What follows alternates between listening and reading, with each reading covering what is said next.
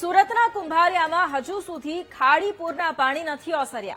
સતત 3 દિવસથી ખાડીપુરના પાણી ભરાયેલા છે। હળપતિવાસના 50થી વધુ ઘર પાણીમાં ગરકાવ થયેલા છે। દેવદ ગામ તરફ જવાના રસ્તા પરની બિલ્ડિંગમાં પાણી ભરાઈ ગયા છે। નેચર વેલી હાઈરાઇઝ બિલ્ડિંગના 500થી વધુ લોકો ફસાયેલા છે। 25 દિવસમાં ત્રીજી વખત ગામમાં પાણી ઘૂસતા લોકો પરેશાન બન્યા છે। વરસાદે વિરામ લીધા પછી પણ પાણી ન ઓસરતા લોકો પરેશાન થયા છે। ફાયર વિભાગની ટીમ દ્વારા રાહત અને બચાવ કામગીરીની શરૂઆત કરાઈ।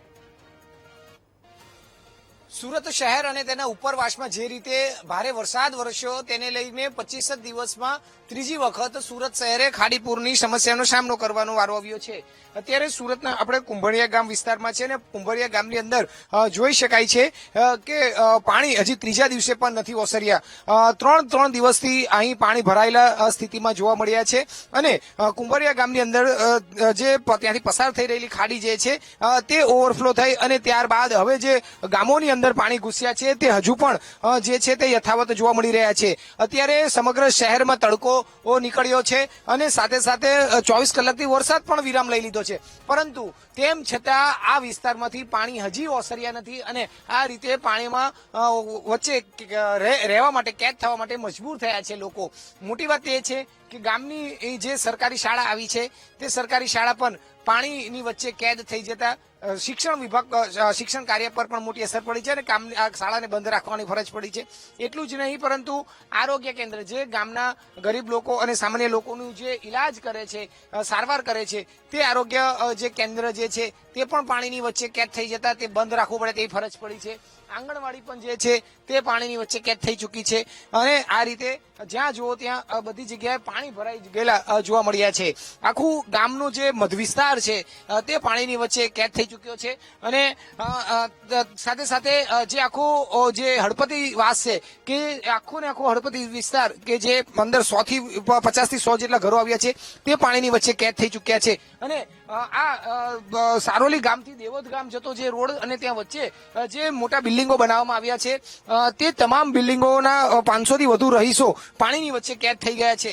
ફાયર વિભાગની ટીમ અહીં ખાસ એલર્ટ મોડ પર હોય છે અને તેને કારણે અહીં બોટ પણ રાખવામાં આવી છે અને કોઈ અનિચ્છનીય ઘટના બને કે કોઈ રેસ્ક્યુ કરવું પડે તો તાત્કાલિક કરી શકાય તે માટેની તૈયારી છે, પરંતુ કાયમની આ સમસ્યા છે અને લોકો પારાવાર મુશ્કેલીને સામના કરી રહ્યા છે અને હેરાન થઈ રહ્યા છે। સ્થાનિક લોકો છો તમે જણાવશો આ સમસ્યાનું નિરાકરણ છે કે નથી અને કેટલા હેરાન પરેશાન? 15 साल से कोई निराकरण नहीं है समस्या। इस महीने में 3 बार आ गया। इस महीने में 3 बार पानी आ गया। घरों से निकलना मुश्किल है। कैसे कैद हो जाते हो घर के अंदर? हैं? कैद के अंदर हो जाते पूरे घर के अंदर, बाहर निकल नहीं पाते। दूध की सबकी समस्या रहती है। ये कब निवारण? 15 साल से देख रहे हैं पानी आ रहा है, हर साल आता है। सबसे पहले नेचे वैली में कुमारिया नेचे वैली और शाम दोनों पैक हो जाते हैं। कितना परेशान हो जाते हैं जब व्यापार में नहीं जा सकते, कोई बच्चों को नहीं? बहुत होती है इसमें, क्या है, परेशानी बहुत होती है।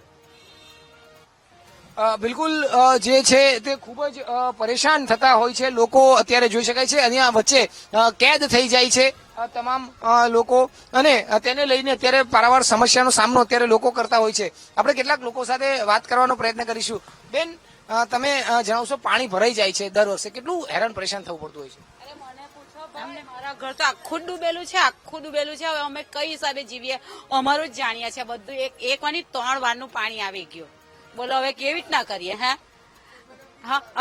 3 વારનું પાણી આવી ગયું અહીંયા ગાડી। તકલીફ થાય જાય તો તકલીફ થાય છે, એટલી તકલીફ થાય છે ને કે પૂછવાની વાત નહીં। એવું તો કેટલું અમે ચાલીએ, આજે જિંદગીથી આ સમસ્યા છે, બોલો।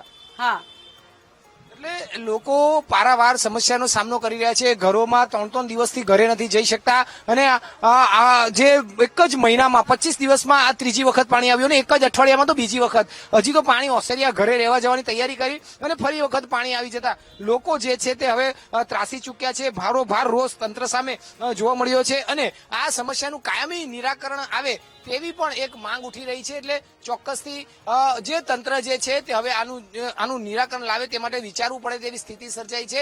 એક વખત, 2 વખત, પરંતુ 3 વખત જયારે પાણીના ભરાવા થતા હોય ને વરસાદ બંધ થઈ જાય છતાં પણ જો પાણી ના ઓસરતું હોય તો ખરેખર તંત્રએ ડૂબી મરવું જોઈએ અને આની એક શરમ મહેસૂસ જો થતી હોય, શરમ આવતી હોય તો ખરેખર આ પાણીને કઈ રીતે કાયમી નિરાકરણ લાવે તે પ્રકારના ગંભીરતાથી લઈને વિચારીને તેના પગલા ભરવા ખૂબ જ જરૂરી બન્યા છે। કેમેરામેન સરજુ પારેખ સાથે ધ્રુવ સોમપુરા, વીટીવી ન્યૂઝ, સુરત.